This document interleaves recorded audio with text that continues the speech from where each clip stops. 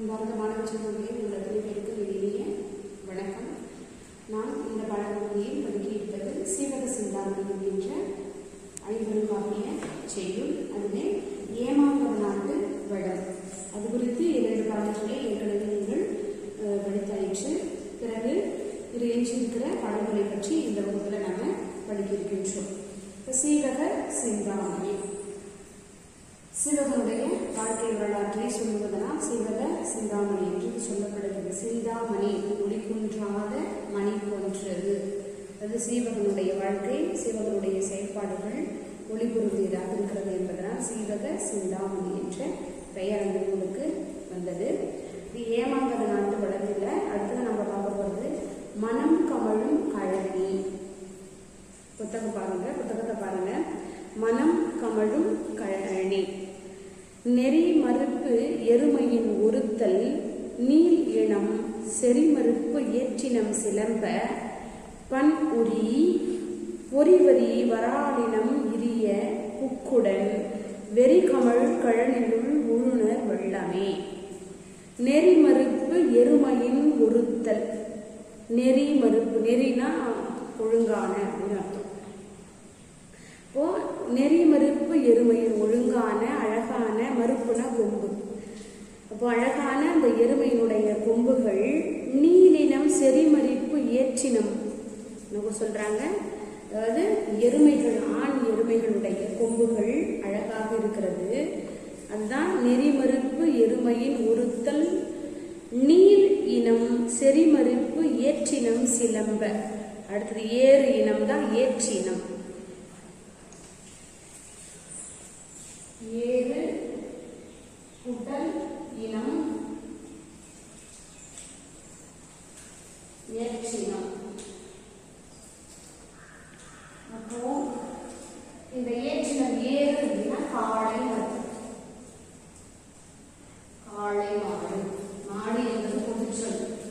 காளை என்பதுதான் மாடுடைய ஆணை என்பதற்கான சொல். எருது அப்படின்னு சொல்றதுக்கு ஏறு. அப்போ அழகான கொம்புகளை உடையது எருமைகள். அந்த ஏமாங்கவ நாட்டிலே அழகான கொம்புகளை உடைய எருமைகள் ஒரு பக்கம் எழுப்புகின்றன. பிறகு நேரான கொம்புகளை உடைய எருதுகள் ஒரு பக்கம் பேரொலி எழுப்புகின்றன. அதான் சொல்றாங்க. நெறி மறுப்பு எருமையின் ஒருத்தல், நீள் இனம் செறிமறுப்பு ஏற்றினம் சிலம்ப, பண் உரி. பண்ண இசை, பாடல் விளக்கம். இந்த எருதுகளும் எருமைகளும் எழுப்புகின்ற அந்த ஓசையானது இசையை போல அந்த வயல்வெளிகளுக்கு கேட்கிறதாம். புரி பொறிவரி வராளினம் இரிய. இந்த எருமையினுடைய ஓசையும் எருதினுடைய ஓசையும் கேட்டு பொறி வரி, பொறிகளை உடைய, பொறினா புள்ளின்னு அர்த்தம், புள்ளிகளை உடைய, பிறகு தன்னுடைய உடம்பிலே வரிகளை உடைய விரால் மீன் கேள்விப்பட்டிருப்பீங்க நீங்க. இந்த வராலினம், வரால் மீன் தான் விரால்னு நம்ம பேச்சு வழக்கில் சொல்றோம். விரால் மீன் அப்படின்னு சொல்லுவோம் இல்லையா, விரால் அப்படின்னு சொல்ற பேச்சு வழக்கில் அது வரால். இந்த மீனுடைய பேர் வரால். அந்த வரால் வகை மீன் நிலங்கள் என்ன பண்ணுது, அந்த வயக்காட்டில் துள்ளி ஓடுகிறதாம். எதை கேட்டு? அழகான கொம்புகளை உடைய எருமைகள் இருக்கின்ற ஓசையும், பிறகு நேரான கொம்புகளை உடைய எருதுகள் இடுகின்ற ஓசை, எழுப்புகின்ற ஓசையையும் கேட்டு வயல்வெளியில் இருக்கிற அந்த புள்ளிகளையும் வரிகளையும் உடைய வரால் மீன்கள் துள்ளி ஓடுகின்றன, சிதறி ஓடுகின்றன. புக்குடன் வெறிகமழ் கழனியுள் உழுணர் வெள்ளமே. இவற்றோடு யார் இருக்கிறாங்க? வெறிகமழ் கழனியுள். வெறி அப்படின்னா அதிகம் அப்படின்னு அர்த்தம். வெறிகமழ் அப்படின்னா நிறைந்த மனமுடைய, அந்த வாசமுடைய அந்த வயக்காட்டில் எருமை இனங்கள் ஒரு பக்கம் இருக்க, எருதினங்கள் மற்றொரு புறம் இருக்க, பிறகு வயல்வெளியிலே மீன்கள் துள்ளி ஓடுகின்றன, விரால் மீன்கள் துள்ளி ஓடுகின்றனவா. இந்த கலவைகள் எல்லாம் நிறைந்த அந்த பசுமையான அழகிய மனம் மிகுந்த வயலிலே உழவர்கள் வெள்ளம் போல் திறந்திருந்தனர். அதாவது நிறைந்த உழவர்கள் அந்த இடத்துல, அந்த வயல்வெளியிலே இருந்தார்கள். இப்போ உழவர்கள் வயல்வெளியிலே நிறைந்திருக்கிறார்கள் அப்படின்னா அந்த நாடு எவ்வளவு வயல் நிலம், நிலம் சார்ந்த வயல்வெளிகள் நிறைந்த, செழிப்பான வயல்வெளிகள் நிறைந்த நாடாக வயல்வெளி அது எப்படி இருந்தது? ஒருபுறம் எருமைகள் சத்தமிடுகின்றன, ஓசை எழுப்புகின்றன, மற்றொரு புறம் எருதினங்கள் அதாவது காளை மாடுகள் ஒரு புறம் ஓசை எழுப்புகின்றன. இந்த ஓசைகளை கேட்டு வயலில் இருக்கின்ற புள்ளிகளை வரிகளை உடைய வராலின மீன்கள் துள்ளி எழும்புகின்றன. இவற்றோடு எதுவும் நடக்கிறது? அந்த இப்பேற்பட்ட பசுமையான மனம் நிறைந்த வயக்காட்டிலே உழவர்கள் வெள்ளம் போல் திரண்டிருந்தனர். வெள்ளமென திரண்டது. அப்போ உழவர்கள் முழுக்க அந்த ஊர்ல இருக்கிறவர் அத்தனை பேரும் வயக்காட்டிலே இருக்கிறார்கள், வயல்வெளியிலே உழவு செய்தனர் என்பதை இந்த பாடல் நமக்கு உணர்த்துகிறது. அடுத்தது தலை வணங்கி விளைந்த நெற்பயிர். அதாவது நம்ம எவ்வளவு உயரத்துக்கு போகிறோமோ அவ்வளவு உயரத்துக்கு புகழ் நம்மை நோக்கி வர வர நம்ம பணிவானவர்களாக மாறும். அதற்கு உதாரணமா இங்க ஒரு பாடல் நமக்கு கொடுத்துருக்குறாங்க. பக்கத்துல ஒரு படமும் கொடுத்துருப்பாங்க. புத்தகம் சொல்லுங்கன்னா நீங்க பார்க்கலாம், அந்த படமும் கொடுத்துருப்பாங்க. அதுல சொல்லதும் சூழ் பசும் பாம்பின் தோற்றம் போல் மெல்லவே கருவிருந்து ஈன்று மேலனார் செல்வமே போல் தலைநிறுவி தேர்ந்த நூல் கல்வி சேர் மாந்தரின் இறைஞ்சி காய்த்தவே. சொல் அரும் சூழ் பசும் பாம்பின் தோற்றம் போல், அது வயல்வெளி நெற்பயிர்களை நீங்க பார்த்துருப்பீங்கன்னு நினைக்கிறேன். பார்த்துருந்தவங்க அதை கற்பனை பண்ணி பார்த்துக்கிடலாம். அதாவது நாட்டு விட்டு அது குடிங்கி அதுக்கப்புறம் நடவு நட்டு களைப்பறித்து அப்புறம் வளர்த்து என்ன பண்ணது காய் அது நெல் மணிகள் கதிர் பிடிக்கும். அப்படி கதிர் பிடிக்கிற பொழுது நேரம் நிற்போம். பால் பிடிக்காது. அப்போ பால் பிடிச்சி நேரம் நின்றுட்டு இருக்காது. முத்துனதுக்கு அப்புறமா தான் தலைசாலை முத்துக்கிற வரைக்கும் நேரம் நிற்கும். அப்படி அதுக்கு அந்த என்ன சொல்றது நெல்மணிகள் காய்த்திருக்கிறது எப்படி இருக்குது அப்படின்னு சொன்னா, சொல்லரும் சூழ் பசும் பாம்பின் தோற்றம் போல். பச்சை பாம்பு கருக்கொண்டா எப்படி இருக்கும்? அப்படி மின்னு இருக்கும் இல்லையா? கருக்கொண்ட பச்சை பாம்பு. அந்த கருக்கொண்ட பச்சை பாம்பை போல நெல் கருப்பிடித்து அது கதிர் நிற்கிறதா. அந்த நெல் ஆனது இப்போ கதிர் வந்துருக்குது. அதுல நெல்மணிகள் வந்துருக்குது. இப்பதான் அது நெல்மணிகள் வர ஆரம்பிச்சிருக்கு. அந்த வர ஆரம்பிச்சதுக்கு உதாரணம் என்ன சொல்றாங்க? பச்சை பாம்பு கரு கொண்டு இருந்தா எவ்வளவு, அது பச்சை பாம்பு பார்த்துருப்பீங்கன்னு நினைக்கிறேன். அது கரு கொண்டு இருந்தா அது என்ன பண்ணலாம், அடியில கொஞ்சம் தடித்து அப்படியே கொஞ்சம் முழுன்னு இருக்கும் பார்க்கறதுக்கே. அப்படிதான் இங்க சொல்றாங்க. அந்த பச்சை பாம்பை போல கரு கொண்டு இருக்கிற அந்த நெல்மணிகள். பிறகு என்ன சொல்றாங்க? இன்னொரு உதாரணம் சொல்றாங்க. மெல்லவே கரு இருந்து ஈன்று மேலலார். ஈன்று மேலலார். இது மேல் அலார் அப்படின்னா மேன்மை அல்லாதவர்தான் மேலலார்.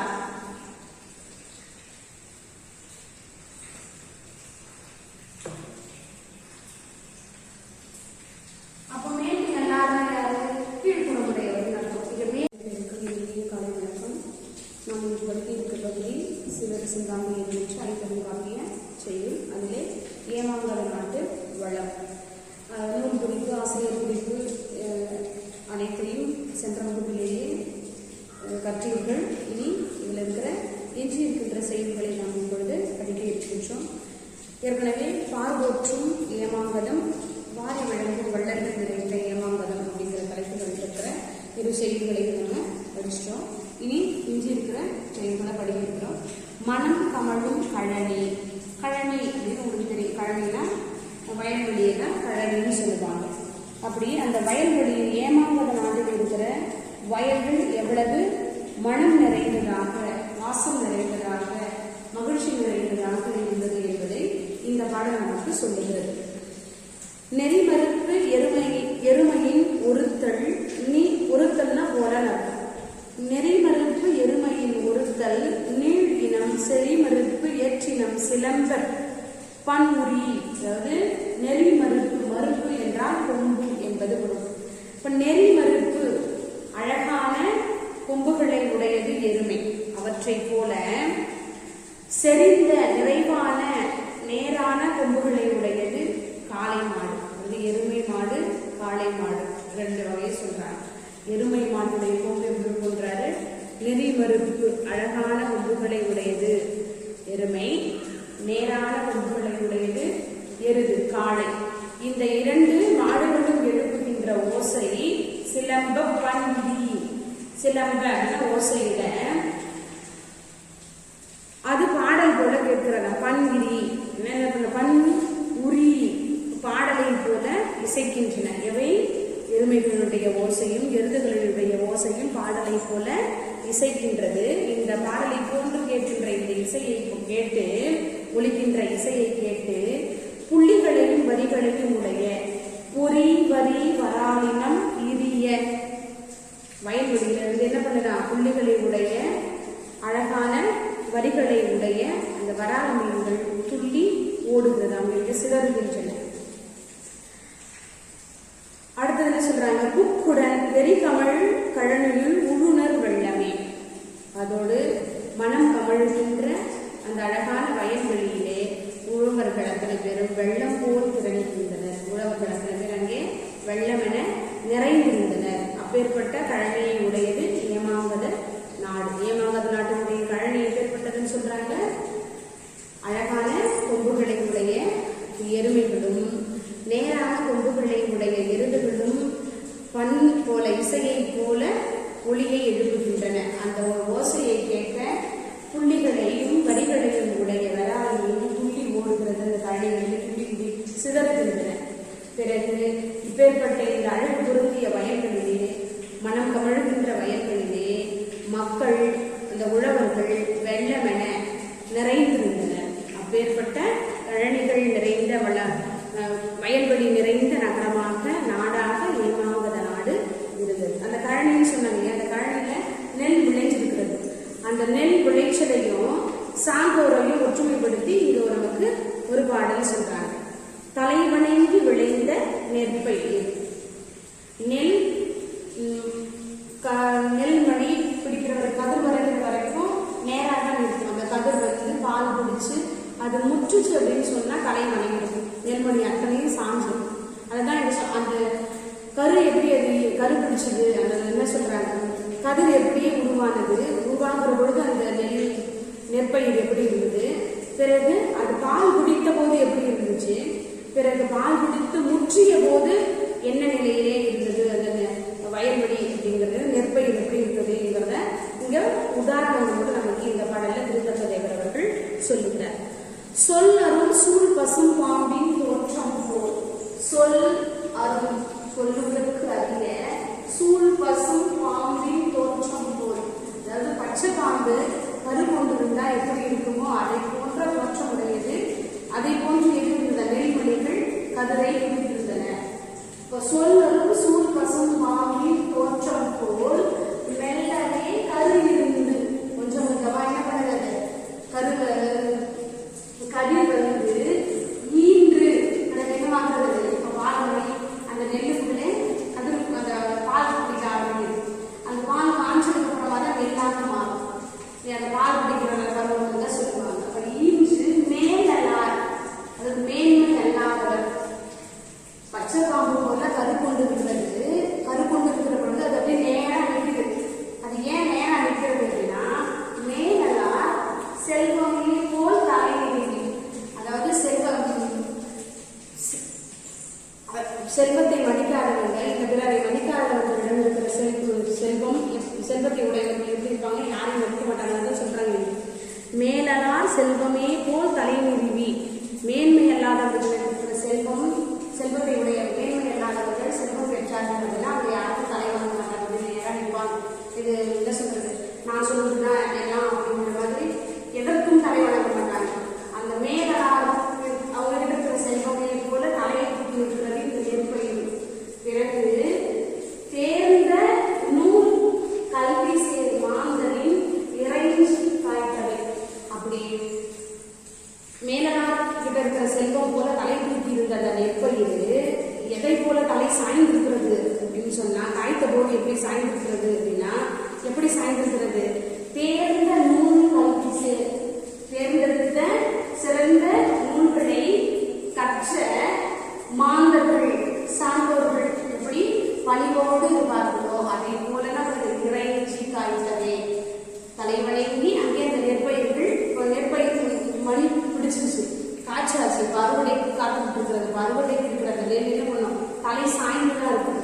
அறுவடைக்கு முன்னே இருக்கிற நெல் தான் நேரா இருக்கிறது. நேரா இருக்கிறதுக்கு யார சொல்றாங்க, மேன்மை இல்லாதவர்கள் இருக்கிற மேன்மை இல்லாதவர்கள் செல்வம் பெற்றிருந்தார்கள் என்றால் அவர்கள் எப்படி தானே எல்லாம் என்பது போல நிமிர்ந்து இருப்பார்கள்.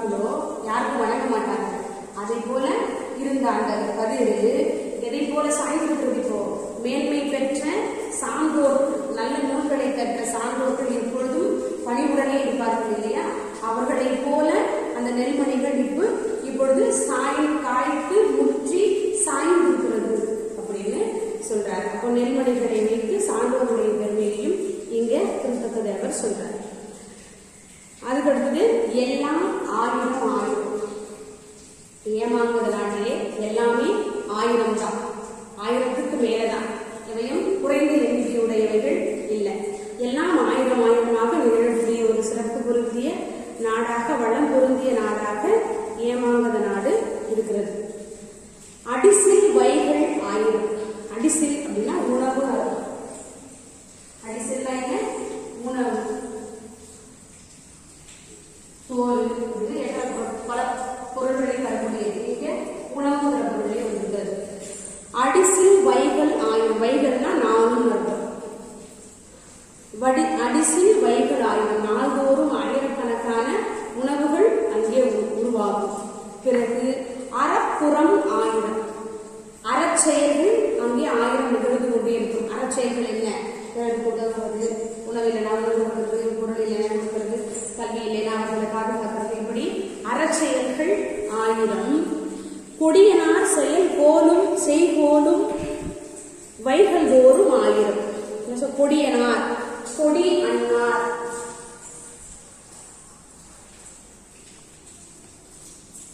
கொடியனார் அப்படின்னா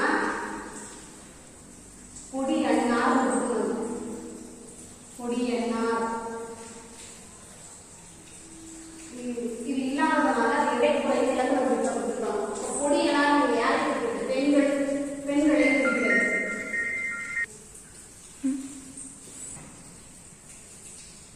ஏமாங்கத நாட்டிலே எல்லாம் 1000 கொடுத்து சொன்னாங்க இல்லையா? அதுல அடிசல் நாள்தோறும் 1000 வகையான உணவுகள் உற்பத்தி செய்து கொண்டே இருப்பார்கள். அறச்சாலைகள் 1000 தோன்றும். அந்த அறச்சாலைகளே கொடியனார் செய்கோலமும் 1000. அது கொடி போன்ற கொடியனார் பெண்களை குறிக்கிறது. கொடி போன்ற அழகிய பெண்கள் செய்கின்ற ஒப்பனைகளும் 1000. வைகள் தோறும் 1000 மடிவுயில் கம்மியர்களோடு தான் செய்கின்ற செயலிலே கம்மியர்கள் அவர்கள் என்ன பண்றாங்க? அதுல மடிவு சோம்பல் சிறிதும் இல்லாது 1000 தொழில்களை செய்து கொண்டே இருக்கிறார்கள், தான் செய்கின்ற செயல்களை. அடுத்தது மங்களமும் 1000. உணவு வகைகள் 1000, அறச்சாலைகள் 1000, மகளிர்கள் ஒப்பனைகள் 1000. பிறகு மங்கள நிகழ்ச்சிகளான திருமணம் போன்ற மங்கள நிகழ்ச்சிகள் 1000 நாள்தோறும் நடந்து கொண்டே இருக்கும். பிறகு ஒடி உயிலை வேறு 1000 ஓம்புவாரின் ஓம்பலே. ஓம்புவார்னா பாதுகாப்பவர் அர்த்தம். இப்போ பாதுகாப்பிற்காக எப்பொழுதும் தளர்வின்றி சோர்வின்றி எப்பொழுதுமே பாதுகாக்கின்ற பாதுகாவலர்களும் 1000 நிறைந்த ஒரு நாடு தான் ஏமாங்கத நாடு. அதாவது உணவு வகைகள் 1000 தோன்று. நாள்தோறும் 1000 வகையான உணவு வகைகள் உற்பத்தியாகும், செய்யப்படும். பிறகு அறச்சாலைகள் 1000 உள்ளன. அங்கே கொடி போன்ற அழகிய பெண்கள் தங்களை 1000 வகைகளில் ஒப்பனை செய்து கொள்வது 1000 வகை. பிறகு நாள்தோறும் தொழில் செய்கின்றவர்கள் செய்கின்ற தொழில் வகைகள் கம்மியர்கள் ஆகி அவர்களுடைய தொழில் வகைகள் 1000. அதனால் இத்தனை, அதாவது தொழில் இருக்கிறது, அறம் இருக்கிறது, உணவு வகைகள் இருக்கிறது, அழகிய பெண்கள் இருக்கிறார்கள்னா அது ஒரு மங்கள விழா போலதான். இவையெல்லாம் சிறப்பு பெற்றிருக்கிற பொழுது அந்த நாட்டில் 1000 மங்கள விழாக்கள், திருமணம் முதலான மங்கள விழாக்கள் 1000 நிகழ்ந்து கொண்டே இருக்கிறது. இவையெல்லாம் 1000 நிகழ்வதற்கு அந்த நாடு பாதுகாப்பான நாடாக இருக்கணும் இல்லையா? பாதுகாவலர்கள் நிறைந்த நாடாக இருக்கணும்.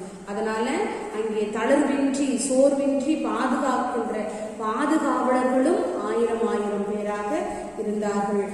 ஆகையால் எதுவுமே குறைந்த எண்ணிக்கைகளில் எல்லாம் சிறப்பு பொருந்திய அளவிலே சிறந்த ஒரு நாடாக அந்த ஏமாங்கத நாடு சிறந்து விளங்கியது. அப்படிங்கிறது தான் எல்லாம் 1000 அப்படிங்கிற அந்த தலைமுறை நமக்கு கொடுத்துருக்காங்க. அடுத்தது நாடுகள் சூழ்ந்த ஏமாங்கதம்.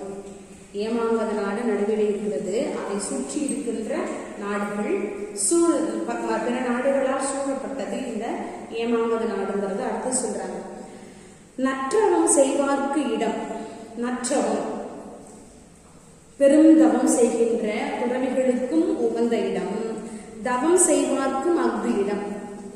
நற்றவம் இல்லறங்கிற நற்றவம் செய்கின்ற நல்தவம் செய்கின்றவர்களுக்கும், அதாவது இல்லத்தவர்களுக்கும் சிறந்த நாடாக இருக்கிறது.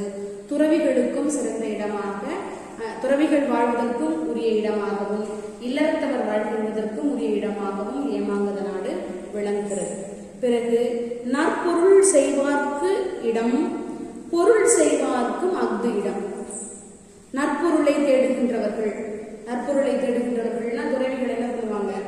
நற்பொருளை தேடுவார்கள். அவர்கள் நல்லவற்றை விளைவிக்க வேண்டும் என்று, அதற்காக அதை தேடி அடைவார்கள், சமூகத்துக்கு நல்லது செய்யும் என்று. அப்ப நற்பொருளை தேடுகிற அந்த துறவிகளுக்கும் இது இடமாக இருக்கிறது. பிறகு வாழ்க்கையை நடத்துவதற்கு பொருள் தேடுகின்ற இல்லத்தவருக்கும் சிறந்த நாடாக ஏமாங்கத நாடு இருக்கிறது. பிறகு வெற்ற இன்பம் விளைப்பான் விண் உவந்து வீழ்ந்தென மற்ற நாடு வட்டமாக வைகும் மற்ற நாடரோ. வெற்ற இன்பம் விளைவிப்பான், வெற்ற இன்பம் வெற்றி பொருந்திய இன்பம் விளைவிப்பான் விண் உவந்து, விண்ணவர்களே உவந்து போற்றுகின்ற ஒரு நாடாக, விண்ணவர்கள் உவந்து போற்றுகிற ஒரு நாடாக மண்ணுலகத்திலே மற்ற நாடுகள் சூழ இந்த ஏமாங்கத நாடு ஒரு சொர்க்க நாடு போல திகழ்கிறது அப்படின்னு சொல்றாங்க. என்னது? நற்றவம் செய்கின்ற துறவிகளுக்கும் இது இடம், இல்லறம் நடத்துகின்ற இல்லற குடிமக்களுக்கும் இது சிறந்த இடமாக திகழ்கிறது. பிறகு நற்பொருளை தேடுகின்ற ஞானிகளுக்கும் உரிய இடமாக இருக்கிறது. தன் இல்லறத்தை நடத்துவதற்கு பொருள் தேடுகின்ற, பொருள் செல்வத்தை தேடுகின்ற இல்லறவாசிகளுக்கும் இது உகந்த நாடாக திகழ்கிறது.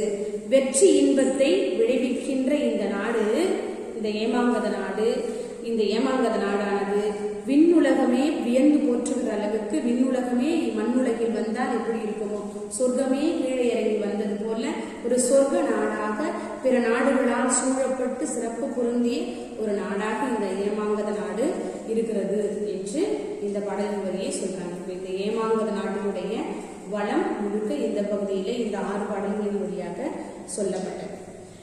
சிவகசிந்தாமணி நீங்க நூற்குறிப்பு படிச்சிருக்கும் போதே படிச்சிருப்பீங்க. இதனுடைய உட்பிரிவு இடம்பகம் மொத்தம் 13 இளம்பகங்களை உடையது. நாமகள் இளம்பகம் முதல் கொண்டு முக்தி இளம்பகம் ஈராக 13 இளம்பகங்களை உடையது. நம்ம படிச்ச இந்த பாடப்பகுதி நாமகள் இளம்பகத்துல ஏமாங்கத நாட்டு வளம் என்கின்ற தலைப்பில் இருக்கிற பாடப்பகுதிகளை நம்ம படிச்சோம். இப்போ மனப்படச்சையில இன்னொரு முறை வாசிக்கிறேன், கேளுங்க. சொல் அரும் சூழ் பசும் பாம்பின் தோற்றம் போல், இது சேர்த்தே சொல்லு. சொல் அரும் சூழ் பசும் பாம்பின் தோற்றம் போல் மெல்லவே கருவிருந்து ஈன்று மேங்கலார் செல்வமே போல் தலை நிறுவி தேர்ந்த நூல் கல்வி சேர் மாந்தரின் இறைச்சி காய்க்கவே. அங்கே நெற்கதிர்கள் எப்படி காய்க்கிறது? தேர்ந்த கல்வியிலே தேர்ந்த சான்றோர்கள் எப்படி பணியோடு இருப்பார்களோ அதே போல நெல்மணிகள் காய்த்து சாய்ந்திருந்தன, தலை சாய்த்திருந்தன அப்படின்னு சொல்றாங்க. இப்போ இதுல இருக்கிற இலக்கண குறிப்புகளை நம்ம பார்க்கலாம்.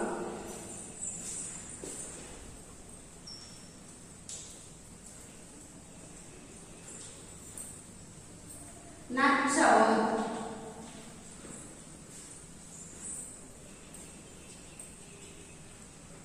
இதை எப்படி பிரிச்சு எழுதணும் அப்படின்னா நன்மை கூட்டல் தவம். ஒரு சொல்ல மைவிகுதி மறைந்து வந்திருக்கிறது, நன்மையாகிய தவம் அப்படின்னு அர்த்தம். அதனால இந்த மைவிகுதி மறைஞ்சு வந்து இதனால என்ன சொல்றாங்க? பண்பு தொகை.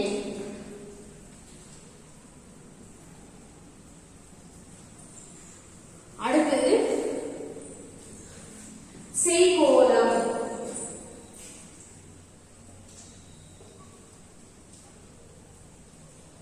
செய்கோலம் அப்படின்னா செய்த கோலம்.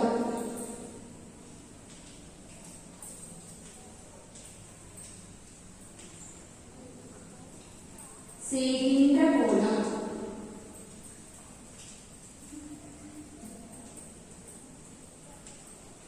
செய்யும் கோலம்.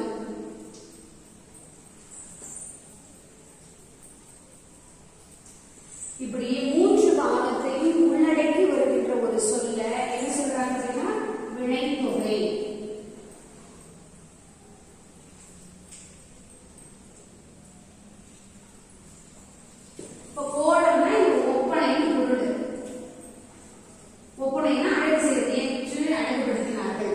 அதனால் செய்த போதும்.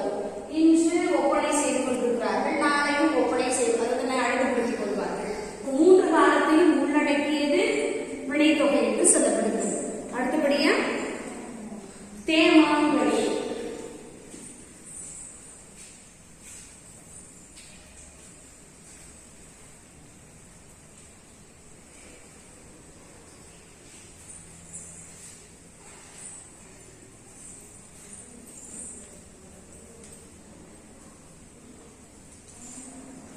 தேமாங்கனின்னா தேன் போன்ற மாங்கனின்னு அர்த்தம். இப்ப தேன் போன்ற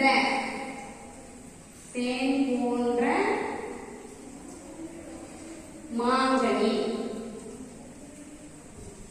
இப்போ தேன் போன்ற இந்த போன்றன்றது இதுல இல்ல, தேமாங்கனி தான் இருக்கு. இது அழிஞ்சிடும். இங்க அப்படியே சேர்ந்து தேமாங்கனி வரும். அப்போ இப்ப இந்த போன்றன்றது மறைஞ்சு வந்ததுனால போன்ற என்பது ஓம் உருவு. இப்போ போன்ற என்ற இந்த ஓம் உருவு மறைஞ்சதுனால இதோட இலக்கண குறிப்பு என்ன அப்படின்னா ஓமத்தொகை.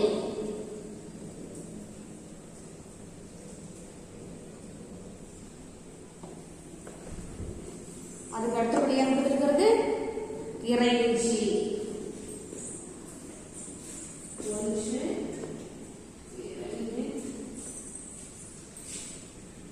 அடுத்தது இறைஞ்சி. எது இறைஞ்சி தெரியல. இப்ப இறைஞ்சுதல் என்பது ஒரு வினை, அது முடிவு பெறாதது எச்சம். வினை முடிவு பெறாத சொல் என்பதெல்லாம் அது வினையற்ற சொல் எனப்படுகிறது.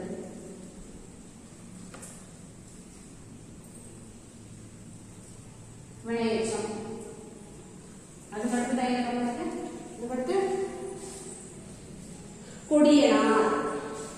நம்ம பாடம் பத்தி சொன்னோம் இல்லையா, கொடி எனார் அப்படின்னு இருக்கு. போது எப்படி இருக்கணும், கொடி என்னா அப்படின்னு இருக்கணும். இந்த இடையில இருக்கிற எழுத்து குறைந்து வந்ததுனால இந்த இடைக்குறை என்று சொல்லுகிறது. இலக்கணப்படி இடைக்குறை என்று சொல்லுகிறார்கள். அடுத்தது இலக்கணம் பகுவத குறிப்பிடணும்.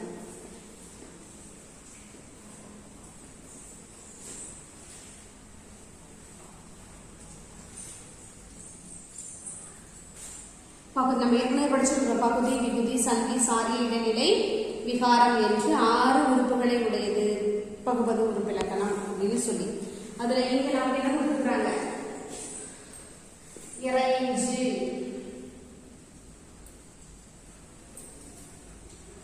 எப்படி பிரிக்கணும், முதல்ல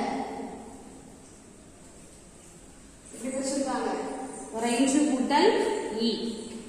நாங்க ஏற்கனவே சொன்னோம் இல்லையா, எது இறைஞ்சு அப்படின்னு தெரியல. இறைஞ்சு கூட்டல் இறைஞ்சி கூட்டல் இ. இறைஞ்சு இது பகுதி. இ இலக்கணத்துல என்ன எழுதியிருந்தோம், இறைஞ்சி வினையெச்சம் அப்படின்னு எழுதினோம் இல்லையா. இங்க என்ன எழுதணும், வினையெச்ச விகுதி என்று எழுதணும். முதல்ல இருக்கிற சொல் பகுதி, கடைசியில் இருக்கிற சொல் விகுதி. இப்போ வினையெச்ச விகுதி. அடுத்து ஓம்புவார்.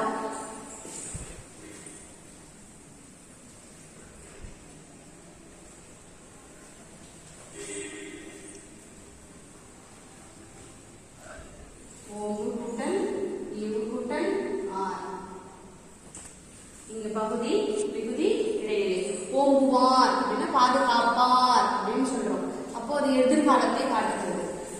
இப்போ ஓம்பு பகுதி எதிர்காலத்தை காட்டுச்சு இல்லையா. அப்போ இவ்வு எதிர்கால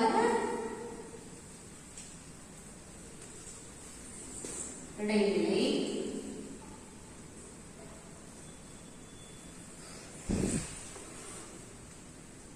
ஆர் பலரை குறிக்கிறது. ஓம்புவார் பாதுகாப்பவர்கள் அப்படின்னு பலரை குறிக்கிறது. அதனால ஆர் என்பது பலர்வான்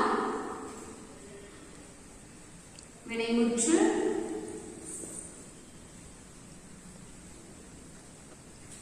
விகுதி.